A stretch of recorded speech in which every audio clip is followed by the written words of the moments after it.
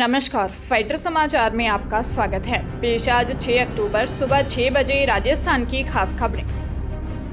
प्रधानमंत्री नरेंद्र मोदी जोधपुर पहुंचे। सूर्यनगरी जोधपुर में पीएम नरेंद्र मोदी ने 5,000 करोड़ रुपए से अधिक की लागत वाली विभिन्न परियोजनाओं का लोकार्पण और शिलान्यास किया। बाद में पीएम मोदी ने जोधपुर के रावण का चबूतरा मैदान में दूसरे मंच से जनसभा को संबोधित किया।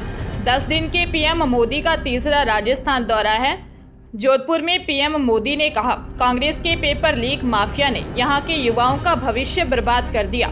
चुनाव के समय बेरोजगारी भत्ते का वादा करने वाली कांग्रेस ने यहां के युवाओं को पेपर लीक माफिया के हवाले कर दिया। ऐसे माफियाओं के खिलाफ बीजेपी सख्त कार्रवाई करेगी। पीएम मोदी ने कहा कि पिछले 5 साल में कांग्रेस ने भ्रष्टाचार और दंगों के मामले में राजस्थान को टॉप पर पहुंचा दिया है। कांग्रेस ने महिलाओं और दलितों के विरुद्ध अत्याचार के मामले में राजस्थान को नंबर 1 बना दिया है। उन्होंने कहा कि आज मैंने जोधपुर में विकास के अनेक कार्यक्रमों का शिलान्यास किया, लेकिन मुख्यमंत्री गायब थे, क्योंकि उन्हें भरोसा है कि मोदी आएगा तो सब ठीक हो जाएगा। मैं भी उन्हें कहता हूं कि आप विश्राम कीजिए, अब हम संभाल लेंगे। राजधानी जयपुर में शशिकांत सेंथिल और पीसीसी चीफ गोविंद सिंह डोटासरा ने पीसीसी में प्रदेश सचिवों की बैठक लेकर चुनावी जीत की रणनीति बनाई। सेंथिल ने कर्नाटक चुनाव फॉर्मूला बताते हुए राजस्थान में जीत की रणनीति बनाते हुए सचिवों को प्रभार जिलों में योगदान देने की अपील की। डोटासरा ने सचिवों को चुनावी मंत्र और संगठन की ताकत के बारे में अपने अनुभव साझा किए। बैठक में सेंथिल ने सचिवों को स्पष्ट कहा कि उन्हें चुनाव में अपने प्रभार जिलों में विधानसभाओं पर विशेष ध्यान देना होगा। सेंथिल ने कहा कि कर्नाटक में हमने 40% करप्शन को मुद्दा बनाया तो लोग हमसे जुड़े। राजस्थान में भी जो रणनीति बनाएंगे उसे सचिवों को प्रभार जिलों में जाकर लोगों के बीच पहुंचकर अपना योगदान देना होगा। डोटासरा ने चुनावी मंत्र और संगठन की ताकत के बारे में अपने अनुभव साझा करते हुए कहा कि प्रदेश कांग्रेस के सबसे बड़े पद पर हूं। संगठन में हर अध्यक्ष का पद महत्वपूर्ण होता है। पंजाब सरकार ने सतलुज यमुना लिंक के मुद्दे पर इमरजेंसी कैबिनेट मीटिंग बुलाई। करीब 45 मिनट चली मीटिंग के बाद सीएम भगवंत मान ने कहा, किसी भी कीमत पर एक बूंद भी ज्यादा पानी किसी दूसरे राज्य को नहीं देंगे। जल्द ही मानसून सत्र बुलाने पर भी विचार हुआ। बता दें कि सुप्रीम कोर्ट ने SYL नहर पर पंजाब सरकार को जमकर फटकार लगाई थी।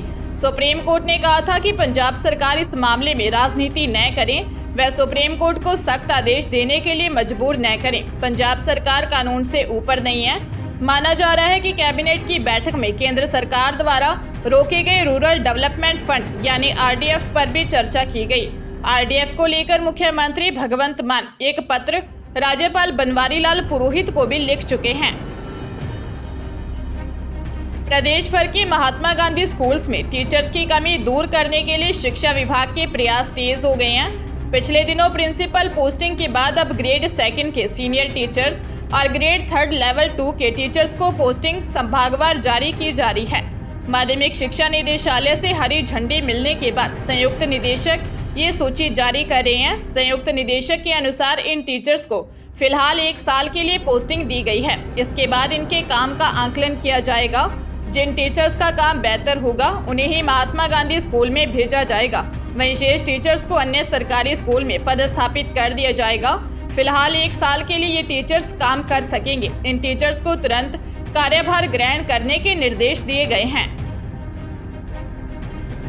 राजस्थान में मानसून विदा होने के बाद अब सर्दी ने दस्तक दे दिया। इस सीजन में राजस्थान के किसी शहर में कल पहली बार पारा 15 डिग्री सेल्सियस से नीचे गिरा है। बीती रात 12 शहरों में पारा 20 डिग्री सेल्सियस से नीचे दर्ज हुआ। इस कारण इन शहरों में रात में कूलर पंखे भी बंद हो गए। मौसम विशेषज्ञों का अनुमान है कि एक नया वेस्टर्न डिस्टर्बेंस अगले 1-2 दिन में उत्तर भारत के ऊपर सक्रिय होगा। इससे गिलगिट बाल्टिस्तान, कश्मीर और लद्दाख एरिया में बारिश हो सकती है। इस सिस्टम के चले जाने के बाद उत्तर भारत से फिर से ठंडी हवाएं चलेंगी। पंजाब, हरियाणा, राजस्थान समेत कुछ राज्यों में तापमान में मामूली गिरावट हो सकती है।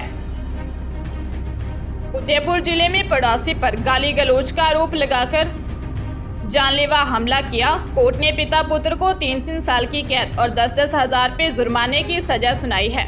प्रकरण के अनुसार कृष्णा कॉलोनी लाल मगरी निवासी दिनेश उर्फ कालू ने 19 अप्रैल 2021 को दर्ज रिपोर्ट में बताया कि वह घर के गेट पर खड़ा होकर बहन बेबी से बात कर रहा था। इसी बीच पड़ोसी जगदीश और उसका बेटा पुनीत हथियार लेकर आए। दोनों ने उस पर गाली गलौज करने का आरोप लगाया।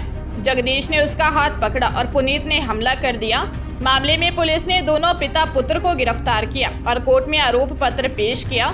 सुनवाई के दौरान लोक अभियोजक ने दोनों आरोपियों के खिलाफ 8 गवाह और 18 दस्तावेज पेश किए। जज चंचल मिश्रा ने जगदीश और पुनीत को दोषी करार दिया।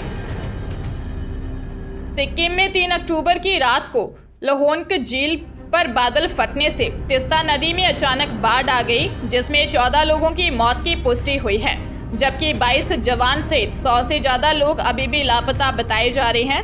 एनडीआरएफ और सेना का बचाव अभियान जारी है। भारतीय अंतरिक्ष अनुसंधान संगठन यानी इसरो ने उत्तरी सिक्किम में तबाही से पहले और बाद की 2 तस्वीरें साझा की हैं।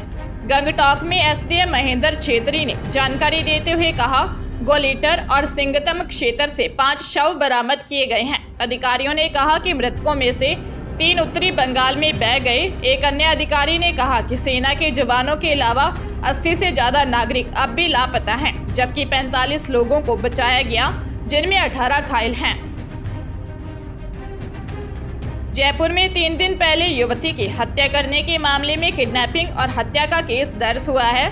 युवती के पिता का आरोप है कि युवक उनकी बेटी का प्रेमी नहीं था, बस जान पहचान थी। युवक ने एक तरफा प्यार में बेटी को मार डाला। हम तो बेटी की शादी की तैयारी कर रहे थे, लेकिन शव उठाना पड़ा। वही युवक का एसएमएस अस्पताल में इलाज चल रहा है। इलाज होने के बाद पुलिस युवक को गिरफ्तार करेगी। दरअसल 2 अक्टूबर को हरमाड़ा इलाके के लोहा मंडी के पास एक खाली जगह पर 26 वर्षीय किशन और 23 वर्षीय ज्योति पड़े मिले थे। ज्योति और किशन को एसएमएस अस्पताल पहुंचाया। डॉक्टरों ने ज्योति को मृत घोषित कर दिया। किशन की स्थिति गंभीर बनी हुई है। हरमाड़ा पुलिस ने किशन पर हत्या, अपहरण और अन्य धाराओं में मुकदमा दर्ज कर लिया है। पुलिस ने हरियाणा नंबर की कार भी जब्त कर ली है। पंजाब के मुख्यमंत्री भगवंत मान की तरफ से शिरोमणि गुरुद्वारा प्रबंधक कमेटी यानी एसजीपीसी चुनावों को लेकर किए गए ट्वीट के बाद पंजाब राजनीति में हलचल शुरू हो चुकी है।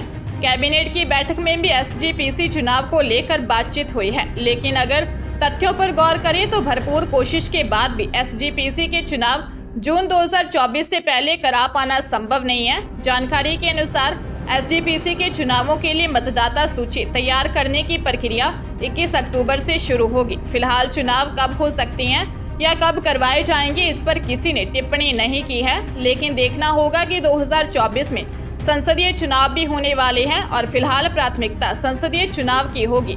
इसके साथ ही नगर परिषद व नगर निगम चुनाव भी बीते लंबे समय से पेंडिंग चल रहे हैं, जिन्हें आने वाले समय में करवाना आवश्यक है। आयकर विभाग की टीम ने उदयपुर शहर में नामी भू कारोबारियों के ठिकानों पर छापेमारी की। टीम की ओर से उदयपुर शहर समेत आसपास के इलाकों में 1 दर्जन से ज्यादा ठिकानों पर कार्रवाई चली।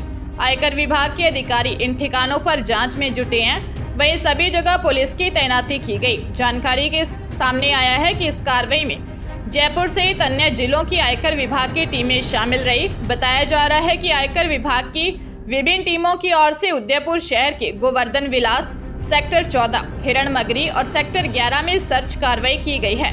आयकर विभाग की टीमें अलसुबह नामी भू कारोबारियों के ठिकानों पर पहुंची।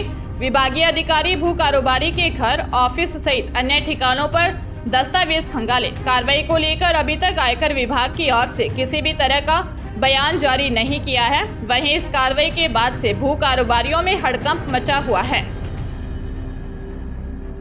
चूरू जिले में एकेडमी में आर्मी की तैयारी कर रहे भुजान के 23 वर्षीय प्रवीण को 19 वर्षीय प्रिया से प्यार हो गया। दोनों ने घर से भागकर लव मैरिज कर ली। इसकी सूचना प्रिया के घर वालों को लगने पर उन्होंने प्रवीण के परिजनों को फोन कर प्रवीण को गोली से उड़ाने की धमकी दी, जिस पर प्रेमी जोड़े ने एसपी ऑफिस पहुंचकर सुरक्षा की गुहार लगाई है।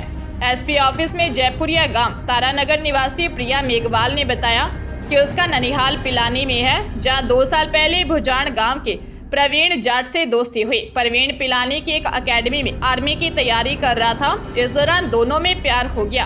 प्रिया ने दोनों के प्यार की बात घर पर बताई, लेकिन प्रिया के परिजनों ने रिश्ते से इनकार कर दिया। 29 सितंबर को प्रिया ने तारानगर से राजगढ़ और फिर बस में बैठकर हिसार चली गई, जहां दोनों ने मंदिर में और फिर कोर्ट में लव मैरिज कर ली। प्रिया ने बताया कि उसके 2 मामा, चाचा, ताऊ के लड़के और उसके पापा उन्हें जान से मारने की धमकी दे रहे हैं।